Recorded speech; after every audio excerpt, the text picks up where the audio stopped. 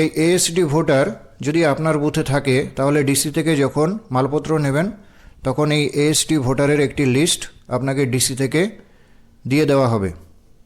ASD ভোটারের লিস্টে থাকা প্রত্যেকটি ভোটারকে অর্থাৎ এএসডি ভোটারকে নিজের এপিক অথবা নির্বাচন কমিশন কর্তৃক অনুমোদিত বিকল্প পরিচয়পত্রগুলি নিয়ে ভোট দিতে আসতে হবে। এক্ষেত্রে প্রিসাইডিং অফিসার ওই এএসডি ভোটারের পরিচয়পত্রটি ভালো করে যাচাই করে নেবেন। প্রয়োজনে একটি সামারি এনকোয়ারি করবেন।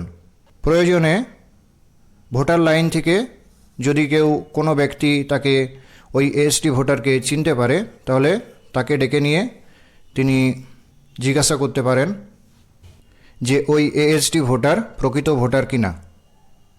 এরপর প্রিসাইডিং অফিসার যদি নিশ্চিত হন যে ওই এএসডি ভোটার প্রকৃত ভোটার তাহলে তার কাছ থেকে একটি ঘোষণাপত্র বা এএসডি ভোটার্স ডিক্লারেশন নিতে হবে।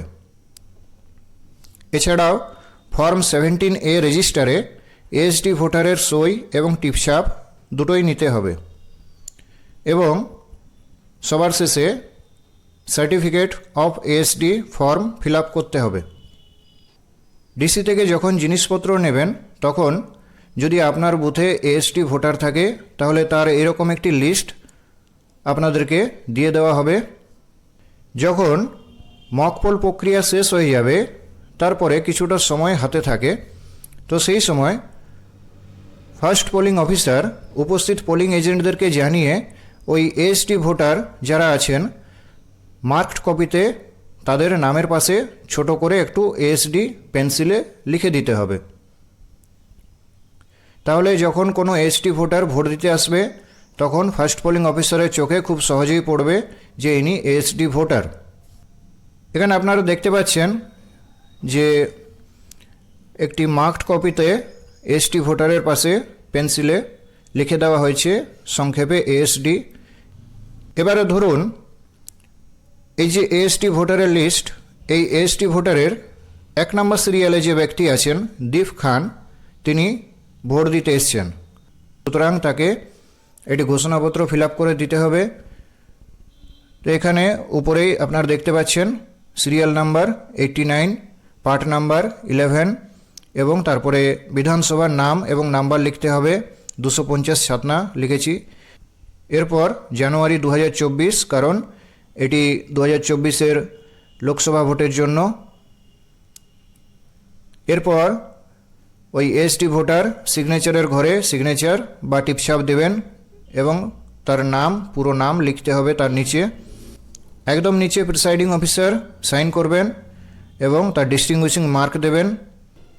তো এই ঘোষণাপত্রটি প্রিসাইডিং অফিসার এএসডি ভোটারের কাছ থেকে নিয়ে নিজের কাছে রেখে দেবেন। এরকমভাবে যতগুলি এএসডি ভোটার ভোট দিতে আসবে তাদের কাছ থেকে একটি করে ঘোষণাপত্র নিতে হবে এবং নির্দিষ্ট খামে ভরে পরে আরসিতে জমা করতে হবে। এরপর যখন ওই এএসডি ভোটার সেকেন্ড পোলিং অফিসারের কাছে আসবে তিনি কিভাবে ফর্ম 17A রেজিস্টারে তার নাম এন্ট্রি করবেন সেটি এবার দেখে নিই। ধরুন ওই এএসডি ভোটার 3 নম্বর সিরিয়ালে এসছেন ভোট দিতে,